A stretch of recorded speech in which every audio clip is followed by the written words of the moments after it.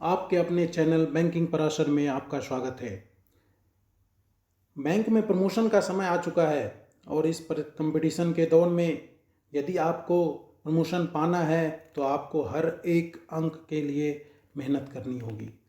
मैं आपको चरणबद्ध तरीके से वीडियो के द्वारा इसकी तैयारी करवाने की कोशिश करूंगा। यदि आपने अपने इस चैनल बैंकिंग पराशर को अब तक सब्सक्राइब नहीं किया है तो आप सब्सक्राइब करें ताकि वीडियो का नोटिफिकेशन आपको जल्द से जल्द मिले और आप इसकी तैयारी अच्छे ढंग से कर सकें।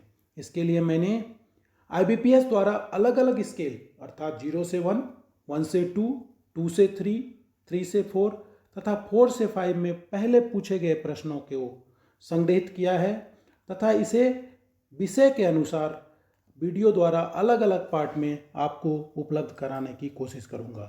साथ ही विभिन्न प्रकार के ज्वलंत टॉपिक के बारे में भी मैं वीडियो बनाकर क्वेश्चन के माध्यम से आपको उपलब्ध कराऊंगा ताकि आप कम समय में आप तैयारी अच्छे तरीके से कर सकें। आज का विषय है चेक और मैंने चेक से संबंधित 50 प्रश्न जो अभी तक IBPS द्वारा विभिन्न एग्जाम में पूछे गए हैं वह संग्रहित कर आपके सामने प्रस्तुत करने की कोशिश कर रहा हूं। आप अंत तक इस वीडियो को अवश्य देखें ताकि सभी 50 प्रश्नों को आप ढंग से समझ सकें और चेक से संबंधित यदि कोई प्रश्न आपके एग्जाम में आए तो वो आपका छूट ना पाए। इसके अलावा यदि चेक के बारे में आप और विस्तार में जानकारी चाहते हैं तो एक वीडियो ऑलरेडी हमारा अवेलेबल है इस चैनल में, आप उसको देख के चेक के बारे में A to Z जान सकते हैं। तो अब चलते हैं, समय को ना गवाते हुए हम चलते हैं प्रश्न की तरफ। तो पहला प्रश्न है, cheque of insolvent has been received for payment is. Insolvent का चेक रिसीव होता है तो हमें क्या करना चाहिए। इंसॉल्वेंट का चेक हम पेमेंट नहीं कर सकते क्योंकि इंसॉल्वेंट की जो प्रॉपर्टी है वो प्रॉपर्टी ऑफिशियल लिक्विडेटर की हो जाती है और इस केस में उस चेक को हम रिटर्न कर देंगे। अगला प्रश्न है, cheque has been presented on 18 July 2019 and it is dated 1 July 2019। मतलब जिस दिन प्रेजेंट हुआ उसके पहले के डेट का यदि चेक है तो ऐसे चेक को हम एंटी डेटेड चेक कहते हैं। हमारा तीसरा प्रश्न है, crossing of cheque is not a material alteration. Material alteration का पार्ट क्रॉसिंग ऑफ चेक नहीं है। चौथा प्रश्न है, cheque validity has been reduce to 3 month. पहले 6 मंथ हुआ करता था, उसको 3 मंथ में रिड्यूस किया है। तो किस एक्ट के तहत किया गया है? तो ये under special directive of RBI किया गया है। अगला प्रश्न है कि maximum punishment when a cheque is dishonoured due to the reason insufficient fund under regular proceeding is up to कितना है? 2 years इम्प्राइजनमेंट एंड और fine up to twice the amount of cheque. ये आपको ध्यान रखना है, ऐसे प्रश्न पूछे जाते हैं। नेक्स्ट है, collecting bank has presented A fake draft in clearing. Fake draft यदि क्लियरिंग में प्रेजेंट किया गया है तो इस पर FIR लॉन्च करने का राइट पेइंग बैंक को होता है, न कि कलेक्टिंग बैंक को। नेक्स्ट है, a cheque is valid up to 3 months from the date of issuance of. किस दिन से 3 महीने का होगा? जिस दिन से वो पर्टिकुलर चेक होगा, वो पर्टिकुलर चेक के डेटेड होगा, वहाँ से 3 महीने के लिए वो चेक वैलिड होगा। नेक्स्ट प्रश्न है, cheque validity has been reduce to 3 month. ये हमने पहले भी डिस्कस किया है और ये under special directive of RBI है। 1-2 प्रश्न रिपीट हो गए हैं और इसलिए रिपीट किए गए हैं ताकि आपके दिमाग में जाए, क्योंकि ये ज़्यादा बार पूछे गए हैं। नेक्स्ट प्रश्न है कि X एंड Y 2 हैं जिनके जॉइंट अकाउंट है और उसमें ऑपरेशन आइदर ऑफ सर्वाइवर है। X किसी चेक को साइन करता है और उसमें वो कोई गलती कर देता है और Y जो सर्वाइवर है वो उसको ऑथेंटिकेट करता है करेक्शन को। इस केस में बैंक को क्या करना चाहिए? यदि Y ऑथेंटिकेट करता है तो उस चेक को हमें पास कर देना चाहिए। नेक्स्ट है, if cheque is return unpaid on account of insufficient fund then penalty under summary proceeding. यहाँ पर ध्यान रखना है कि समरी प्रोसीडिंग लिखा है, तो summary proceeding that can be imposed on the drawer कितना हो सकता है? Penalty up to 50,000 and imprisonment up to 1 year और बोथ। नेक्स्ट है, in flying club account cheque signed by secretary is received after death. यदि secretary ने कोई check sign किया है और उसके मरने के बाद वो चेक प्रेजेंट हुआ है तो वो चेक जो है वो पास किए जा सकते हैं, लेकिन ये ध्यान रखना है कि चेक का जो डेट है वो डेथ के बाद के डेट का नहीं होना चाहिए। डेथ के दिन भी हो सकता है, लेकिन डेथ के बाद के दिन का नहीं होना चाहिए। नेक्स्ट प्रश्न है, a cheque is signed by 2 authorised person of a trust, one among them died, whether cheque can be paid. Same प्रश्न आता है कि चेक को पेमेंट करना है तो वो भी हम पे कर सकते हैं, बशर्ते वो ऑर्डर है। और ऑर्डर में होने का मतलब ये होता है कि डेट ऑफ डेथ के पहले का हो या उस दिन तक का हो, उसके बाद के डेट का चेक नहीं होना चाहिए। नेक्स्ट सेम क्वेश्चन जो हमने ऊपर रिपीट किया है कि यदि x एंड y 2 है तो उस केस में हमें यदि x के बदला y भी ऑथेंटिकेट करता है तो भी हमें चेक को पास करना है। और नेक्स्ट प्रश्न है, collecting bank has presented A fake DD, जो कि हमने पहले भी दिया है, इस पर डिस्कस किया है। तो पेइंग बैंक, ये सब प्रश्न बार बार पूछे गए हैं, इसलिए हमने दोबारा भी इसको रिपीट किया है कि कलेक्टिंग बैंक यदि कोई प्रेजेंट करता है फेक डीडी तो भी पेइंग बैंक जो है वो FIR उस पर लॉन्च करेगा।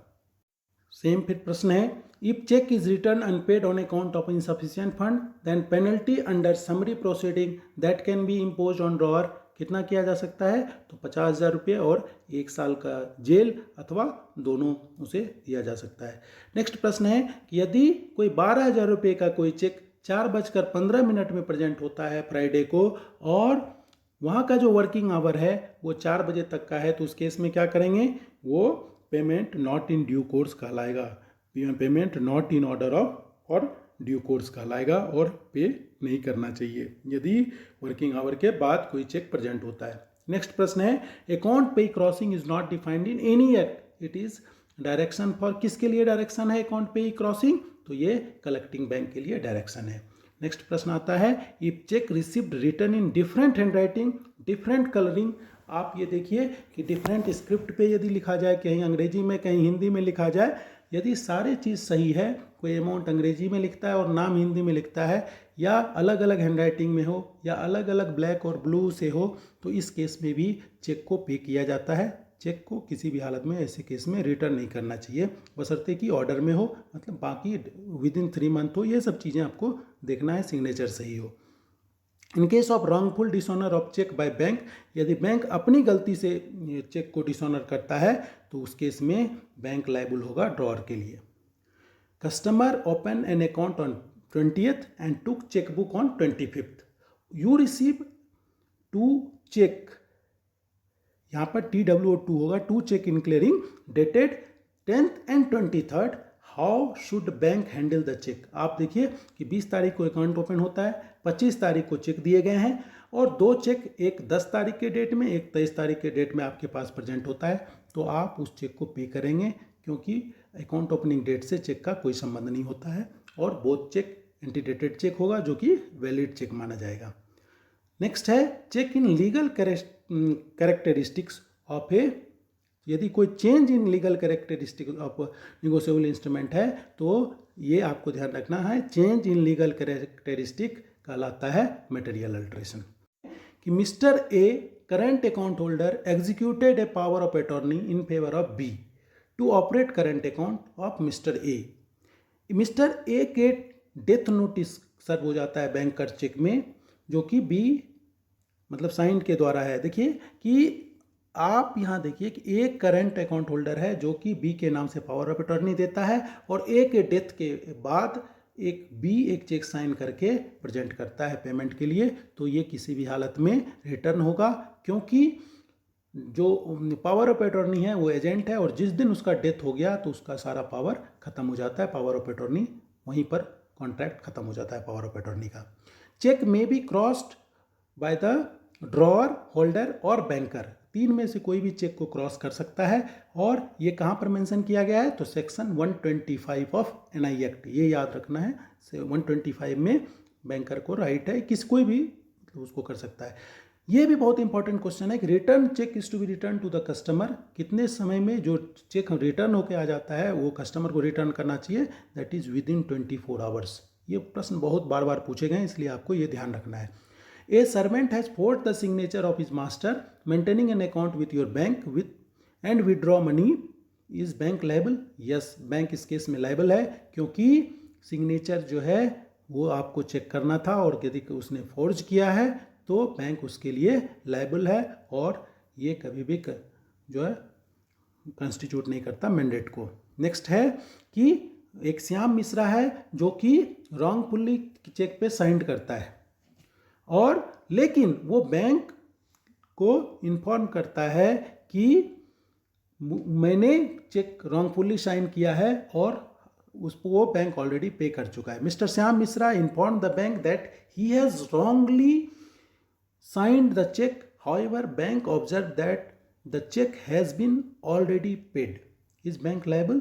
इस केस में लायबल नहीं है, क्योंकि अकाउंट होल्डर एक्नॉलेज कर रहा है that he has signed the cheque and his signature are genuine. वो खुद उसको कह रहा है कि मैंने साइन किया और मैंने ये फॉर्ज किया। यदि कोई एक्सेप्ट कर लेता है तो उस केस में वो लायबल नहीं था। ये आपको ध्यान रखना है कि यदि एक्सेप्टेंस हो गया, इवन गलत सिग्नेचर भी है और वो लिखित में देता है हाँ मैंने ये चेक नंबर साइन किया है, तो उस केस में वो लायबल, बैंक लायबल नहीं होगा। What is the time period for crediting proceed of out station cheque presented in speed clearing? Speed clearing के केस में सिर्फ 48 आवर्स का पीरियड होता है। नेक्स्ट है नोटिंग। नोटिंग का मतलब क्या होता है?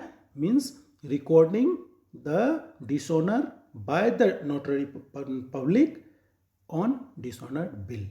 Recording the dishonour by notary public on dishonoured bill, इसको हम नोटिंग कहते हैं। Cheque under UV lamp has to be checked for which amount of cheque as per RBI? हो सकता है बैंक में अलग अलग इसके लिए हो सकते हैं, लेकिन आरबीआई के अनुसार 2 लाख और उससे ऊपर के जो चेक हैं उसको यूवी लैम्प में हमें चेक करना है। नेक्स्ट है name of the bank on cheque without 2 parallel line is called. Parallel line नहीं है, लेकिन यदि बैंक का नाम लिखा है तो उसको हम स्पेशल क्रॉसिंग कहते हैं।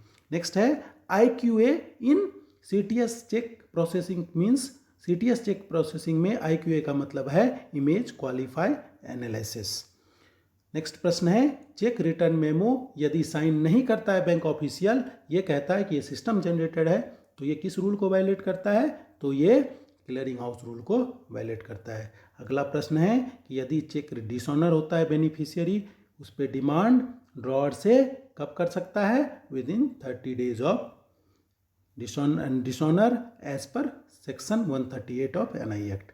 यदि विजुअली एम्पेयर्ड पर्सन कोई चेक दिया है तो वह थर्ड पार्टी चेक कितने अमाउंट तक का दे सकता है? इसके लिए कोई रिस्ट्रिक्शन नहीं है, जितना उसके खाते में पैसा है वो दे सकता है, इसके लिए कोई लिमिट निर्धारित नहीं है। Under RBI guidelines, a bank can withdraw a cheque book facility to a customer who repeats a bounces of cheque of ₹1 crore and above.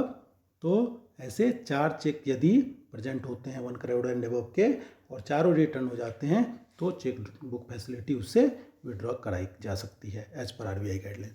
Next प्रश्न है if a cheque is return unpaid due to insufficiency of fund the punishment under 138 of NI act which can be imposed is 2 years का imprisonment और penalty up to double amount of check.